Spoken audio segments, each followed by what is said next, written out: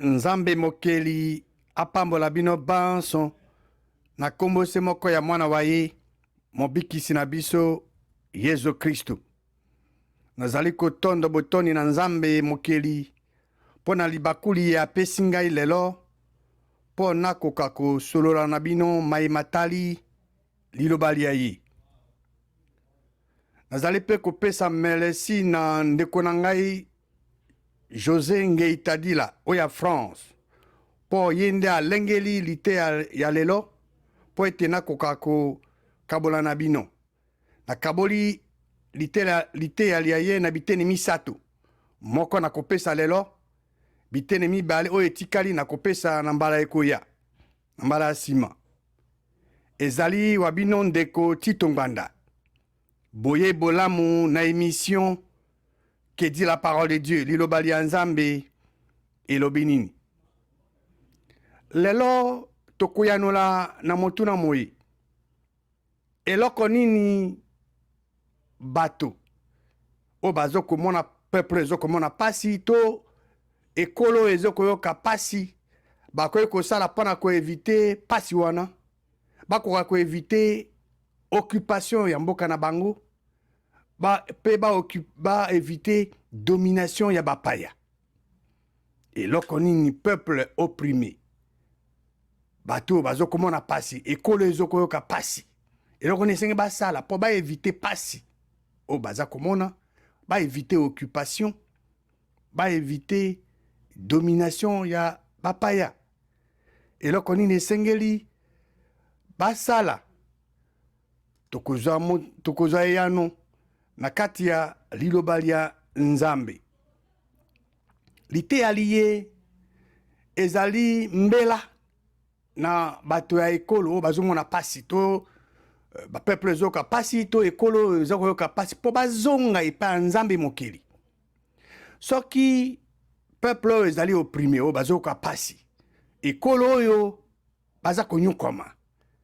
Soko bazongi epa Nzambe mokeli. Nzambe mokeli akozongela pe epa na bango. Nzambe mokeli akotambola liboso ya peuple wana ezo konyukoma. Nzambe mokeli akotambola oboso ya ekolo ena pona kobundisa banguna na bango pe kozongisela bango lokumu, zongisela bango dignité. Toko considérer banzila mibale o ekolingisa bato ya mboka to ekolo o ezonyokama bazonga epa ya Nzambe mokeli. Toko kene na buku ya Néhémie chapitre 1. Néhémie 1 verset 9. Awa Nzambe azoloba soki bozongeli ngai e bobombi mibeko mia ngai pe bosaleli yango, alors atako bopanzani boke na musika na esika bokozala kuna nga na kosangisa bino pe na kozongisa bino na esika oyo nga na poni po ete kombo na ngai ezala. Eyenge bene na Néhémie chapitre 1 verset 9 oto oti kotanga po ete Nzambe mokeli akoka kosangisa peuple oyo ezali exilé. Nzambe mokeli azopesa ba condition misato oyo esengeli bato bana oyo bakoki kosala. Nzambe mokeli alobi ete soko bozongi epa na ngai, si vous revenez à moi, soko bobombi mibeko mia ngai pe bosaleli mibeko mia ngai, nde na tango wana atako esika bozali na mosika ngai na kosangisa bino pe na kozongisa bino na esiko ngai moko na poni po ete kombo na ngai ezala, pour faire résider mon nom. Nzambe tata na biso kwa kila likolo na se tata ya Yesu Kristu. Ye Nzambe azali capable ya ko zongisa azongisa fierté oyo ebungi na peuple na ye. Peuple ezali opprimé. To nation ezali opprimé. Surtout peuple opprimé. Nzambe azali capable, azana nguya, azana makoki. Ya kozongisela ye fierté na ye. Wa bungisi. Po elingisa pe ye peuple wana. Elingisa ye ajouir. Asepela. Na biloko biye to richesse o ezana kati ya mboka na ye. Wana ezali mokano ya Nzambe pona bana baye. Motuna na ngai na bino yango. Tango nini ekolo ya Israel ezalaki beni, ezalaki na bozwi, pe ezalaki kolonga na manso. Liloba Nzambe ekopesa biso eyano na motuna mona. Na bokuse tango nyonso bana ya Israel bazalaki kotambola na Nzambe mokili. Bazalaki kotambola eyenge bene na liloba lia ye. Bana ya Israel bazalaki beni, bazalaki kozala bozwi na nyonso prospère, pe bazalaki kolonga na manso bazosala. Tokokende na buku ya Esaïe chapitre 62. Esaïe 62, tokotanga verset 8 na 9.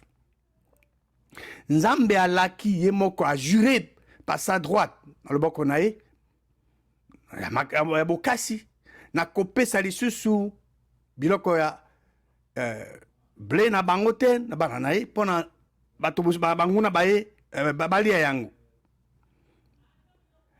Bana bapaya bakomela lisusu vino na bango te. Vino oyo bazwi yango na misala na eza produit ya misala na bango ya makasi. Kasi bango bakosala nini? Bakosangisa blé na bango, bakolia yango, pe bakokumisa éternel Nzambe mokeli. Baoyo baloni barekolte vin na bango, bakomela yango wapi? Na parvi sanctuaire na ye Nzambe. Soko bino bolingi ete ekolo na bino ezala beni, bolingi ete ekolo na bino ezala na bozwi na nyonso prospère, ezala na elonga, ekolo na bino esengeli etambola eyenge bene ya liloba ya Nzambe. Ekolo na bino esengeli etambola na Nzambe mokeli. Tango nini ekolo ya Israel ezalaki minable, bazaki na bokono, bazaki baumbu, tango nini? Biblia ezoko yebisa biso polele que Israël bazalaki malade, bazalaki na boumbu, bazalaki konyokwama tango nyonso, bazalaki lisusu kotambola na Nzambe ya solo te.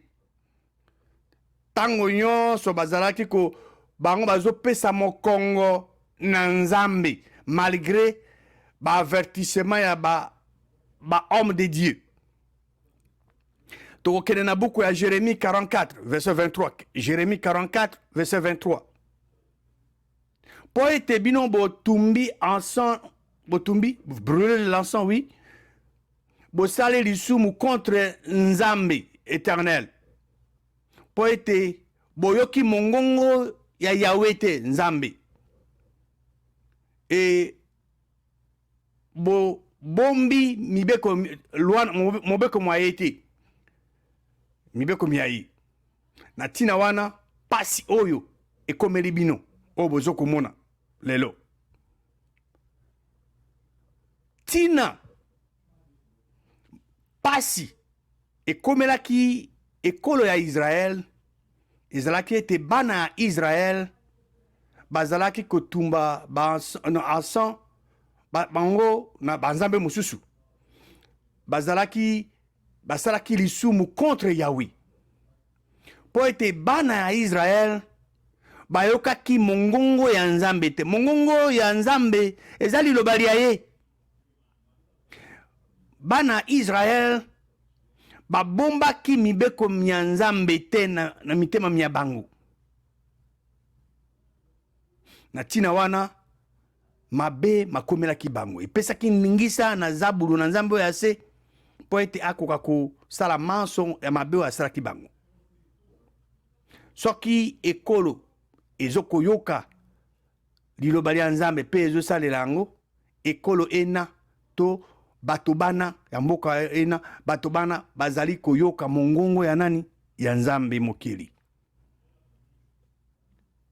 Eloko nini ekolo to peuple oyo bazoyoka pasi esengeli basala po ete bakoka kolongwa na pasi oyo bazokovivre baza nango na occupation ya mboka na bango, balongwa na domination ya bapaya mpe na servitude.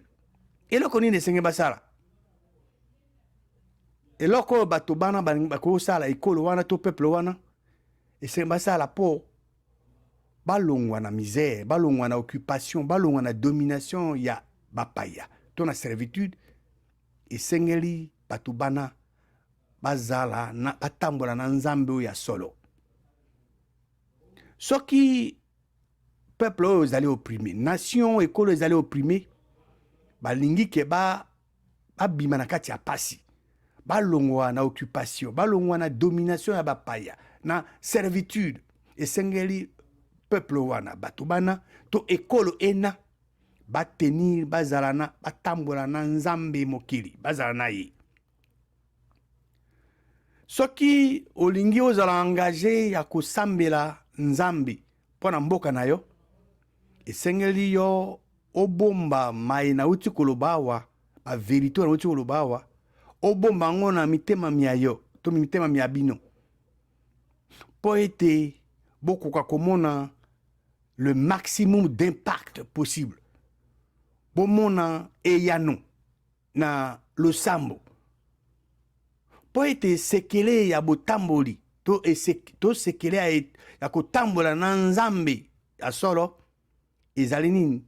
Ezali kometeni communion to boyokani na ye. Esengeli ezali kotambola eyenge bene na liloba ya ye. Esengeli kotambola en harmonie na ye. Soko ekolo na yo to peuple na mboka na yo bolingi bolongwa na kati ya misère, kati ya pasi, occupation, to bolongwa na domination ya bapaya, bolongwa na servitude. Esengeli boyeba ete tina ya oyo boza na kati ya pasi wana, na kati ya occupation wana, domination wana, ezali d'abord cause nango ezali boso ya elimu. La cause est avant tout spirituelle. Liloba nzambe ezoyebisa biso ndenge wana na Ephésiens chapitre 6. Ephésiens 6 verset 12 elobi ke etumba na biso ezali na mosuni te. Etumba na biso ezali na mosuni na makila te. Po ete verset 12 elobi ke po ete tozobunda contre mosuni na makila te, kasi contre ba domination, ba autorité, contre ba prince ya mokiloto ya molili, contre ba milimu mabe bazana likolo. Donc compétition na biso eza spirituelle. No maso mazo salama na ekolo moko na moko o bazali dominé, d'abord cause eza spirituelle. Yango wana tozoloba ke esengeli kokima idolâtrie, kokumisa banzambe mosusu. Esengeli tokima idolâtrie po elingisa nzambe oyo ya solo pona kotombola ekolo.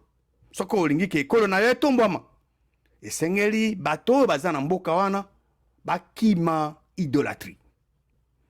Ngai na koexpose type mibale ya idolâtrie oyo ezolalisa peuple pongi to ekolo.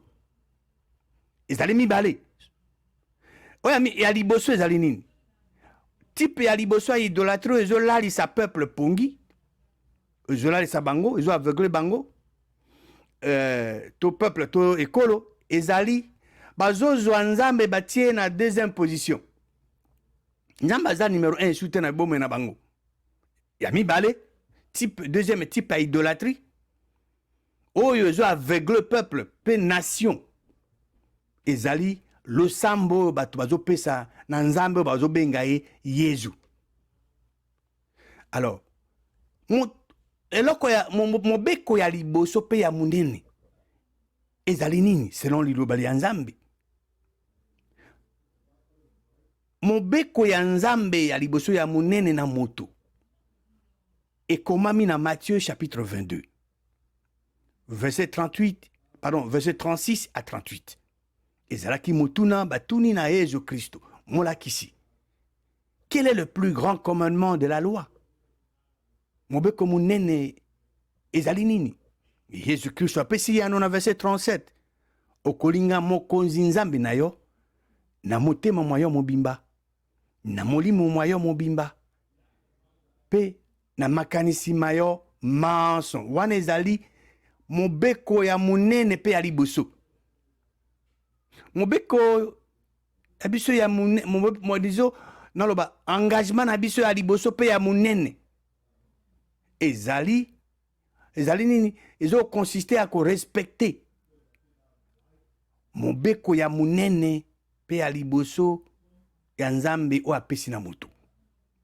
Eloko moko te ekoki kozala liboso na bomoi na biso, ezala liboso ya nzambe mokili.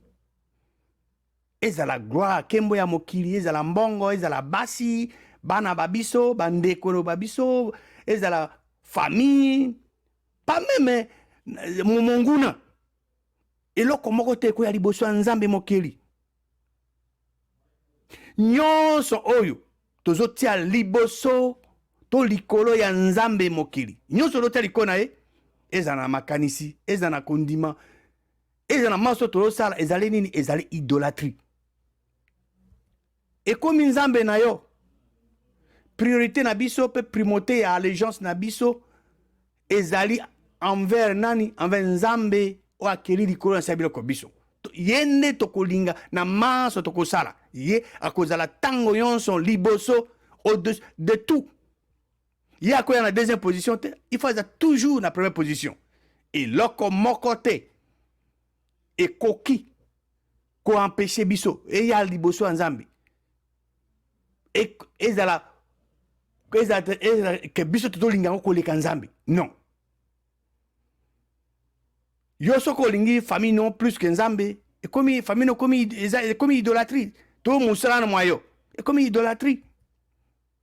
Liloba nzambe zo lobela biso na 1 Timothée chapitre 5 verset 8. Que soki moto akamati soin ya bato na ete. Bandeko na ye, ba famille na ye, azali pire qu'un infidèle. Donc, motema ya nzambe eza ke to kamata soin ya ba famille na biso. Mobali na biso, basi, mwasi na yo, bana bayo, baboti bayo, bandeko bayo, ya basi pe mibali, ba camarade na yo, ba ami na yo. Donc, soko kamati soin na bango te selon ba moyen oza nango, ezali lisumu. Ezali recommandation ya nzambe. Kasi soki bolingo na biso pona mwasi na biso, mwasi ya basi babiso to ba mibale ya biso, pona basi, pona bana na biso, pona ba parents na biso, bandeko basi pe mibali, soki bolingo na biso pona bato bazali cher, plus cher pona biso, soki bolingo na biso pona bango eleki bolingo na biso pona nzambe, tokomi ba idolâtre.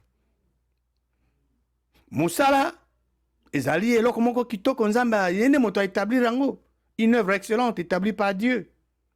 Nzambe alingi ke tozala ba meilleur employé, ba meilleur employeur.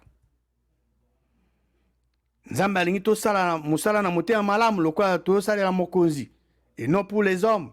Ndenge komami na Ephésiens 6 verset 5 à 7. Cependant, soki bolingo na yo pona musala mwa yo ezali munene koleka bolingo na yo pona nzambe, yo komi idolâtre. Soko okomi esclave ya musala au point que yo ignorer engagement na yo vis-à-vis ya nzambe, yo komi idolâtre. Eloko moko ekoya liboso ya nzambe mokili te. Esengeli tokima idolâtrie. Eloko nyonso oyo ezo ya liboso to ezala likolo ya nzambe, il faut tokima yango. Esengeli tozonga epa nzambe pe to revivre en harmonie na mobeko ya munene oyo ya liboso ya nzambe oyo apesi na moto. Po ete elingisa tata na biso nzambe apesa biso délivrance. Délivrance koya soki biso tozongi panaye. Motambe mibale oyo ezoko plonger peuple to ekolo na kati ya idolâtrie ezali adoration ya nzambe babengi Jésus. La plupart des gens bakumisaka pona bango nzambe na bango eza Yesu. Losambo na bango epa Yesu. Nyonso epa Yesu, nzambe Yesu. Baba to lelo bato kumi na banzambe ebele, bazana mibale, bazana misato, bazana nzambe tata, nzambe azali mwana, nzambe azali limu santo. Na ebite est-ce que botanga liloba nzambe oui, komami na Exode chapitre 20. Est-ce que botanga mai nzambe ye moko aloba na Exode chapitre 20. Tokene na Exode 20 verset 3. Nzambe abi okozana na nzambe mosusu te liboso na ngai. Tu n'auras pas d'autre Dieu devant ma face. Nzambe na biso azali unique. Il n'y a point d'autre Dieu et nul n'est semblable à lui. Ce qui est Jésus-Christ azaki nzambe. Alors, ce Jésus-Christ azaki nzambe ringolo bake tozana nzambe mosusu. Hein? Nzambe mosusu en face à Elohim, nzambe mokeli. Wa keli kona se biloko biso. Jésus-Christ ateya mokolo moko te, to aloba mokolo moko te azali nzambe. Mais Jésus-Christ aloba ete azali mwana ya nzambe. Yango ba farisé bazaki sima na ye. Soki aloba azaki nzambe mbe bakipaka yete. Mais balobi que non, peut-être mutu ne tambola bien te. Mais le quoi aloba azali mwana nzambe yango bazaki sima na ye. Jésus-Christ azali samba nzambe mokeli. Pe ateya ye moko Jésus-Christ ateya ba ekoli ba ete basambela tata na aza kuna na likolo.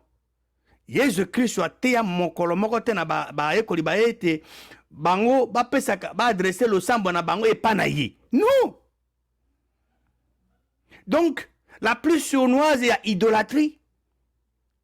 O ezo memaka bato na servitude, ezo memaka ba nation opprimée, to ba peuple opprimé na servitude eza nini? Eza adoration to kokumisa nzambe ba benga Yesu. Bato bazwe bateke ezali un géant, eza elimu esprit diabolique. O ezo ko empêcher bato o bazali sincère babika.